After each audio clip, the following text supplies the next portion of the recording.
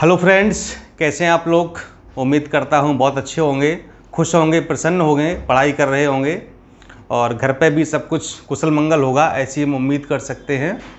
दोस्तों, आज हम समीक्षा अधिकारी, सहायक समीक्षा अधिकारी के बारे में बात करेंगे कि समीक्षा अधिकारी को या सहायक समीक्षा अधिकारी को पूरे वर्ष में या फिर पूरे सर्विस काल में कितने अवकाश मिलते हैं, कितनी छुट्टियां मिलती हैं। ठीक है, बहुत इंपॉर्टेंट टॉपिक है, चूँकि आपको जॉब में आना ही आना है, समीक्षा अधिकारी जॉब में सचिवालय आना ही है, तो फिर अभी से जान लीजिए कि आपको कौन कौन से अवकाश मिलते हैं, उनकी क्या प्रक्रिया होती है, कैसे मिलते हैं, कितने दिनों के मिलते हैं, एक बार में कितने दिन का ले सकते हैं, अगर भारत में रहते हैं तो कितने दिन का ले सकते हैं, विदेश अगर जाते घूमने घामने किसी काम से जाते हैं तो अधिकतम कितने दिन का ले सकते हैं, पुरुषों को कौन कौन से अवकाश मिलेंगे, महिलाओं को कौन कौन से अवकाश मिलते हैं, ये भी पूरा जानने का विषय है।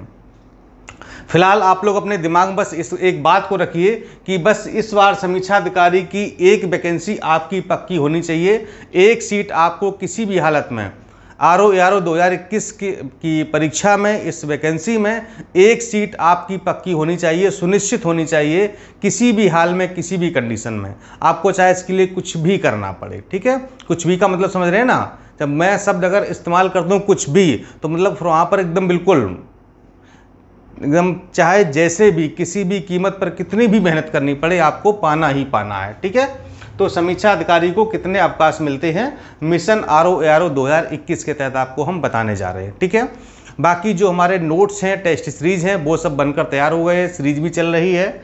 तो इस नंबर से आप 6393350769 GS के नोट्स, हिंदी के नोट्स प्राप्त कर सकते हैं, RO की टेस्ट सीरीज ले सकते हैं, PCS की टेस्ट सीरीज ले सकते हैं, इलाहाबाद हाई कोर्ट का RO का जो नोटिफिकेशन विज्ञापन आया, वैकेंसी आई है, ठीक है, करीब 411 पद उसमें हैं, RO और कंप्यूटर सहायक मिला करके, तो उसके लिए नोट्स वगैरह, सीरीज वगैरह आप ले सकते हैं, संपर्क कर सकते हैं इस नंबर पर। ठीक है, सारी तैयारी आपकी कराई जाएगी, सारा कंप्लीट मैटर आपको दिया जाएगा, करंट अफेयर्स, यूपी स्पेशल, जनगणना, बजट, एवरीथिंग सब कुछ आपको दिया जाएगा। ठीक है, तो चलिए शुरुआत करते हैं हम लोग आपको अवकाश के बारे में कि कौन कौन से अवकाश मिलने वाले हैं। तो सबसे पहले हम बात करेंगे आकस्मिक अवकाश की, जिसको हम CL कहते हैं या कैजुअल लीव्स कहते हैं। ठीक है, तो CL ये प्रत्येक कैलेंडर वर्ष में, यानी कि एक कैलेंडर वर्ष क्या है, 1 जनवरी से 31 दिसंबर है। ठीक है, तो प्रत्येक कैलेंडर वर्ष में आपको 14 दिन का ये अवकाश दे होता है, यानी कि 14 CL आपको मिलेंगे। ठीक है, कैजुअल लीव्स, आकस्मिक अवकाश 14 दिन का मिलेगा। ठीक है, विशेष परिस्थितियों में 2 दिन का विशेष अवकाश भी दिया जा सकता है। अगर आपका जो है अधिकारी, जो आपके अधीनस्थ बड़े अधिकारी हैं जो आपके, ठीक है, सीनियर अधिकारी, सर्वोच्च अधिकारी हैं, जैसे अनुभाग अधिकारी हैं, डिप्टी सेक्रेटरी हैं, तो अगर वो चाहे, विशेष सचिव है, तो वो चाहे तो आपको मतलब कोई, आप मान लो आपकी CL खत्म हो गई है, ठीक है, आपने 14 दिन की CL अपनी यूज कर ली है, लेकिन आपको अचानक से कहीं विशेष परिस्थिति है, कहीं जाना पड़ रहा है, कुछ हो गया है, तो फिर वहां पर 2-3 दिन का विशेष अवकाश भी दिया जा सकता है। ठीक है, अधिकतम ये आप एक बार में 10 दिन का ले सकते हैं। कितने दिन का? 10 दिन का अधिकतम आप ले सकते हैं एक बार में। ठीक है, बाकी 1-2 दिन का तो आप ले ही सकते हैं। दूसरा है आपका अर्जित अवकाश, जिसको हम कहते हैं अर्न्ड लीव्स, अर्न्ड लीव। ठीक है, अर्जित अवकाश, ये प्रत्येक वर्ष 31 दिन का मिलता है। ठीक, कितना? प्रत्येक वर्ष आपको 31 दिन का मिलेगा। 1 जनवरी को आपको 16 दिन मिल जाते हैं। ठीक है, 1 जनवरी से आपको 1 जनवरी से 30 जून तक आपके लिए 16 दिन आपके EL के हैं। ठीक है, और 1 जुलाई को आपको फिर से 15 दिन का ये अवकाश मिल जाएगा, यानी कि कुल एक वर्ष में आपको 31 दिन का अर्जित अवकाश दिया जाता है। ठीक है, अधिकतम अगर ऐसे आप मान लो नहीं लेते हैं, आप इसको हम जमा करेंगे तो अधिकतम इसको आप 300 दिन तक जमा किया जा सकता है। ठीक है, मान लो आपकी सेवा को 1 साल हो गया, आपने कोई EL नहीं ली, तो आपके जो है EL खाते में 31 अवकाश जमा हो गए। मान लो आपने 5 साल जॉब कर लिया, ठीक, और आपने कोई EL नहीं लिया, तो करीब 150 अवकाश, यानी कि 155 अवकाश आपके EL खाते में जमा हो गए। ठीक है, मान लो आपने 10 साल सेवा कर ली, आपने कोई EL नहीं ली, या मान लो 15 साल आपने जॉब कर ली, ठीक है, और आपने बीच में कुछ ली कुछ नहीं ली, 15 साल में आपके खाते में अगर 300 अवकाश हो गए हैं, ठीक है, तो वो जमा हो जाएंगे। लेकिन जैसे 300 से ऊपर बढ़ेंगे तो अपने आप वो ऑटोमेटिकली लैप्स होते जाते हैं। आप अगर ले लें तो ठीक है, नहीं लेते हैं तो 300 दिन से ज़्यादा का अवकाश आप अपने ईएल खाते में जमा नहीं कर सकते हैं। ठीक है, फिर क्या होता है इन 300 अवकाशों का, जब आप रिटायर्ड होते हैं तो आपके खाते में जितने भी यानी 200, 250, 290, 300, अधिकतम 300 तक, तो ये 300 दिनों का आपको जो भी वेतन बनता है वो पूरा आपको राशि प्रदान की जाती है। ठीक, इसका मतलब ये है। तो आप अधिकतम 300 दिनों का आप जो है आपके ईएल जमा कर सकते हैं। आप इसकी जो सीमा है, जैसे आप भारत में अगर रहते हैं तो अधिकतम 120 दिन का यानी कि 4 महीने का आप ले सकते हैं, और अगर आप विदेश जाते हैं, अब्रॉड जाते हैं, तो अधिकतम एक बार में 180 दिन यानी कि 6 महीने के लिए मान्य किया जा सकता है। ठीक है, भारत में 120 दिन और विदेश में 180 दिन के लिए ये मान्य होता है। नेक्स्ट है चिकित्सा अवकाश यानी कि मेडिकल लीव। ये 12 माह का मिलता है पूरे वेतन के साथ। ठीक है, 12 महीने का मिलेगा, आपको पूरा वेतन मिलेगा, और 6 माह तक और मिल जाएगा, ये अर्ध वेतन पर मिलता है। जैसे आप मेडिकल लेते हैं तो 1 साल का मतलब आपके पूरे सर्विस काल में 1 साल का आपको मेडिकल दिया जाता है। ठीक है, यानी 12 महीने का। इसके अलावा भी अगर आप मेडिकल लेते हैं किसी वजह से, आप मतलब सपोज बीमार ही हो गए, आप बीमार ही तब लेंगे, लेकिन कुछ लोग बीमारी का बहाना करके किसी और पर्पज से ले लेते हैं, वो अलग बात है। ठीक है, लेकिन आप मेडिकल लीव प्रमाण पत्र जमा करते हैं तो वो मेडिकल लीव ही मानी जाएगी। ठीक, तो 6 माह तक आप और ले सकते हैं, तो अर्ध वेतन यानी कि आधा वेतन आपको मिलेगा, आधा वेतन नहीं मिलेगा। ठीक, ये क्लियर होगा। अगला है अध्ययन अवकाश। ये आप लोगों की बहुत जिज्ञासा होगी, सर ऐसा स्टडी लीव मिलती है या नहीं मिलती है। ठीक है, तो चलिए मैं आपको बता दूं, ये पूरे सेवा काल में अधिकतम 24 माह का अर्ध वेतन पर मिलता है। ठीक है, लेकिन मिलेगा कब ये भी आपको बता दूं, यानी पूरे सेवा काल, पूरी सर्विस काल में अधिकतम 24 माह यानी कि अधिकतम 2 साल का ले सकते हैं, वो भी अर्ध वेतन पर। यानी कि आप अगर स्टडी लीव लेते हैं तो आधे वेतन पर वो आपको मिलेगी। एक बार में लगातार आप 12 महीने तक का ले सकते हैं। ठीक है, इससे ज़्यादा मतलब आप कहें कि 2 साल लगातार ले लें तो ये संभव नहीं है। एक बार में आपको 12 महीने, फिर आप जो बीच में ब्रेक करिए, फिर आप 12 महीने का ले सकते हैं। इस तरीके से शर्तें क्या होगी कि सेवा 5 साल यानी कम से कम आपको वर्तमान नौकरी में यानी कि समीक्षा अधिकारी की नौकरी में कम से कम 5 साल हो गए हों, तब जाकर के आपको ये अध्ययन अवकाश यानी कि स्टडी लीव मिलेगी। ये शर्त है, ध्यान रखिएगा।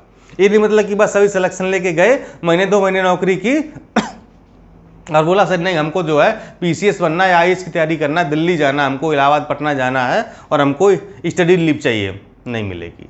ठीक है, 5 साल की आपकी संतोषजनक सेवा पूरी हो गई हो, इसके बाद ही ये लीव आपको मिलेगी। ठीक है, और सेवानिवृत्ति के 3 वर्ष पहले तक ही मिलेगी, यानी कि आप जब जिस वर्ष आपका रिटायरमेंट है उसके 3 साल पहले ही इसको ले सकते हैं। जैसे 3 साल बचेंगे सेवा काल के, फिर आपको ये अनुमन्य नहीं की जाएगी। ठीक है, तो ये हो गया आपके आकस्मिक अवकाश, अर्जित अवकाश, चिकित्सा अवकाश, अध्ययन अवकाश। ठीक है, एक आरक्षित होता है रिस्ट्रिक्टेड। ठीक है, यानी कि निर्बंधित अवकाश भी होते हैं, तो वो 2 मिलते हैं। जिससे निर्बंधित अवकाश का एक कैलेंडर जारी होता है, तो वहाँ पर एक निर्बंधित अवकाश सूची है, तो वहाँ पर आप साल में कोई भी 2 अवकाश एक ले सकते हैं। ठीक है, कोई भी 2 दिन का अवकाश आप ले सकते हैं, जिस दिन निर्बंधित अवकाश की सूची आपको अलाउ करती है। ठीक है, 2 दिन का होता है। अगला है प्रसूति अवकाश। ये केवल महिलाओं को अनुमन्य होता है, महिलाओं को देय है। यहाँ पर 180 दिन या 6 महीने का महिलाओं को, 2 बच्चों तक देय है। ठीक है, यानी कि किसी महिला को पहला बच्चा होता है तो वो 6 महीने का प्रसूति अवकाश ले सकती कभी भी। ठीक है, यानी कि अपनी प्रेगनेंसी के दौरान ठीक ले सकती है। दूसरा बच्चा होगा तब भी 6 महीने का ले सकती है। अलग अलग 6 महीने का 2 बच्चों पर मान्य है, तीसरे बच्चे पर ये मान्य नहीं होगा। ठीक है, ये हो गया आपका प्रसूति अवकाश। अगला है चाइल्ड केयर लीव, जिसको बोलते हैं CCL। क्या बोलते हैं? CCL, चाइल्ड केयर, यानी कि बच्चे की देखभाल है, देखभाल अवकाश या जो भी कह लें, मतलब चाइल्ड केयर लीव इसको बोलते हैं। ये आपका 730 दिन का, ये सिर्फ महिलाओं को मान्य होगी, ध्यान रखिएगा। प्रसूति अवकाश, चाइल्ड केयर लीव और ये MTP लीव तो बताएंगे। ये तीनों के तीनों अवकाश किसको दे हैं? महिलाओं को केवल दे हैं। तो ये जो चाइल्ड केयर लीव है ये 730 दिन का दिया जाएगा, 2 बच्चों तक दी है। ठीक है, यानी कि एक बच्चे पर 730 दिन का और दूसरे बच्चे पर भी 730 दिन का ये अवकाश मिलता है।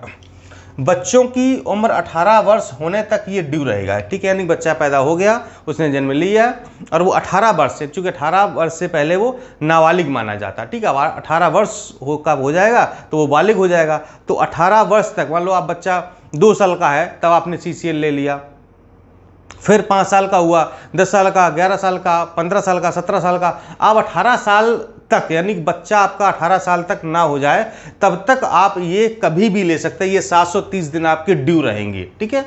ये 730 दिन आप कभी भी ले सकते हैं, ठीक। कंडीशन क्या है, ये 1 वर्ष में 3 बार दी है, ठीक। जैसे मान लो सपोज आपने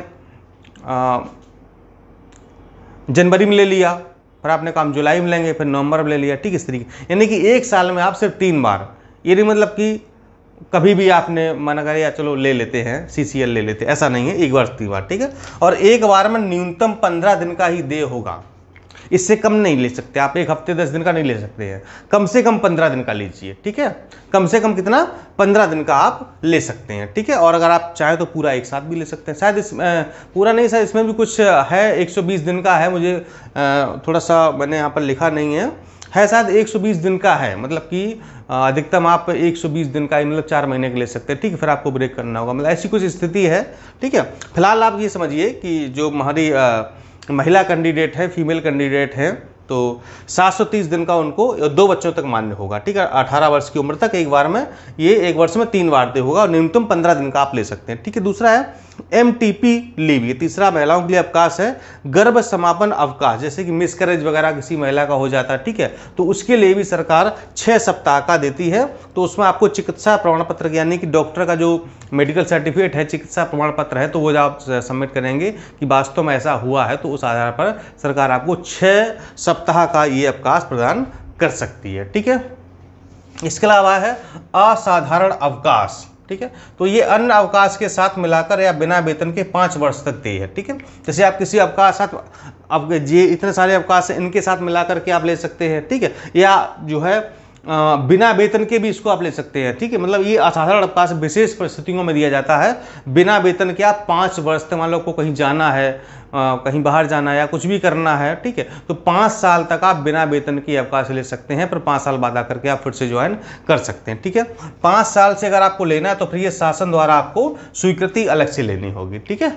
ये आप असाधारण अवकाश है। इसके अलावा भी बहुत सारे अवकाश, जैसे कि विशेष विकलांगता अवकाश है। मान लो आप जा रहे हैं, कहीं सड़क दुर्घटना हो गई, विकलांग हो गए, तो वहाँ पर मतलब परिस्थिति वाइज है, कुछ ऐसे 12 महीने का आपको दिया जाएगा, फिर कुछ दिन का आपको अर्ध वेतन पर, फिर कुछ बिना वेतन का, इस तरीके से दिया जाता है, ठीक है। चिकित्सालय अवकाश है।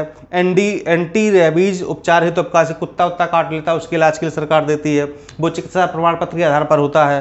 असाधारण अवकाश तो खैर हो ही गया है। निजी कार्य पर अर्ध वेतन अवकाश, कुछ निजी कार्य के लिए आपको बिजनेस करना है, कुछ भी करना है, तो वो सबके लिए अवकाश, मतलब वो अलग अलग परिस्थितियां हैं, पूरी उसकी नियमावली है। सचिवालय मैनुअल है, जो अब लोग आप आएंगे तो यहाँ पर आपको पढ़ने को मिलेगा सचिवालय मैनुअल, तो उसमें सबको सारी चीज़ें हैं। मतलब सचिवालय की बहुत सारी बुक्स होती है, जैसे सचिवालय मैनुअल है, वित्तीय हस्त पुस्तिका है, दिग्दर्शिका है, मतलब कई सारी चीज़ें हैं। मतलब जो भी सचिवालय के नियम कानून हैं, जो सब कुछ उसमें लिखे हुए हैं, वो सब आपको पढ़ने को मिलेंगे, यहाँ पर किताबें मिलेंगी आपको लाइब्रेरी में, ठीक है। तो इस तरीके से आप जो इतने सारे अवकाश ले सकते हैं, ठीक है। अब मेन चीज़ आपका फंसता अध्ययन अवकाश वाला फंसता, मुझे पता आप लोग इसी पर कमेंट करेंगे, ठीक है। तो अध्ययन अवकाश में फिर से डिफाइन कर देता हूं ताकि आपको कोई डाउट ना हो। ये आपको 2 साल का मिलेगा तो, और 1 साल 12 महीने की, लेकिन आपकी सर्विस जब 5 साल कंप्लीट हो जाएगी तभी मिलेगा आपको, ठीक है। अब इस बिंदु पर कमेंट देखिए मत करिएगा, ठीक है। जब आप 5 साल सेवा के पूरे कंप्लीट, 2 साल तो आपका प्रोबेशन पीरियड होता है, परीक्षावधि होती है, ठीक है। जैसे अभी आप ज्वाइन करते हैं तो आप अस्थायी होते हैं, 2 साल बाद आपको स्थायी में किया जाएगा, ठीक है, आपका स्थायीकरण किया जाएगा, ठीक। तो फिर इसके बाद आप 3 साल और पूरे करें, टोटल आपकी 5 साल सेवा हो जाए, तभी आप स्टडी लीव यानी कि अध्ययन अवकाश ले सकते हैं, ठीक है। आप कहेंगे सर 5 साल में तो जो पढ़ा लिखा सब भुला जाएंगे, क्या करेंगे? तो अब यही सरकार ने नियम बनाया, तो हम क्या कर सकते हैं उसमें, ठीक है। तो ये सब चीज़ें हैं। तो इतने सारे अवकाश आपको अनुमन होते हैं, और सैटरडे संडे आपका ऑफ है, मतलब मुझे लगता है कि मतलब अच्छे खासे आपको अवकाश मिल जाते हैं। अगर आप सिर्फ 1 साल की बात करें तो आपको कितने मिलते हैं? देखिए, आपको 52 संडे मिल गए, 52 आपको सैटरडे मिल गए, ठीक है। 14 आपको CL मिल गई, और 31 आपको EL मिल गई, और 2 आपको मिल गई RH, ठीक है। कितने हो गए? 2 2 4 4 8 1 9 2 11 की 1 हंसने लगी 1 5 5 10 11 12 3 15, मतलब लगभग 150 दिन का। ये समझिए, वो देखिए कितनी अच्छी नौकरी है। 150 दिन का, यानी 3 बजे लगभग 5 महीने का। सोचिए 5 महीने का तो आपको अवकाश ही है, 7 महीने की तो नौकरी करनी है। इससे अच्छी नौकरी और क्या होगी बताइए आप, ठीक, जहाँ पर 5 महीने की छुट्टी मिल रही हो पूरे साल में, ठीक है ना। 150 151 दिन का अवकाश है, 365 मिनट से घटा दीजिए, सिर्फ 7 महीने आपको आना है, और क्या चाहिए भाई। इससे अच्छी नौकरी कहीं नहीं हो सकती। इसलिए बहुत मेहनत करिए, पूरे जुनून के साथ लगे रहिए, और इस बार 2021 वाली वैकेंसी में एक सीट किसी भी तरीके से, ठीक है, पाइए, उसको हासिल करिए, और जो भी हमसे नोट्स वगैरह सीरीज में हेल्प हो सकती है वो हम पूरा करने का हर संभव प्रयास कर रहे हैं। आपके साथ हैं, बिल्कुल से हमेशा रहेंगे भी, ऐसा नहीं है। आपकी जॉब लग गया है तब भी अगर आप हमारा साथ चाहते तो हमेशा आपके साथ रहेंगे, ठीक है। और सचिवालय में अगर आ गए तो वहाँ पर तो फिर साथ रहना ही रहना, हमेशा मुलाकात होगी, ठीक है। कभी भी आपसे कैंटीन मुलाकात हो सकती है, किसी सेक्शन मुलाकात हो सकती है, कहीं भी मिल सकते हैं। वो सचिवालय भाई अपना पूरा कैंपस ही है, ठीक है। चलिए फिर ठीक है, आपको सारा नॉलेज हो गया होगा उम्मीद करता हूँ। बस अपनी पढ़ाई पर ध्यान दीजिए, पढ़ाई पर फोकस कीजिए और अधिकारी बन करके दिखाइए। नमस्कार, धन्यवाद।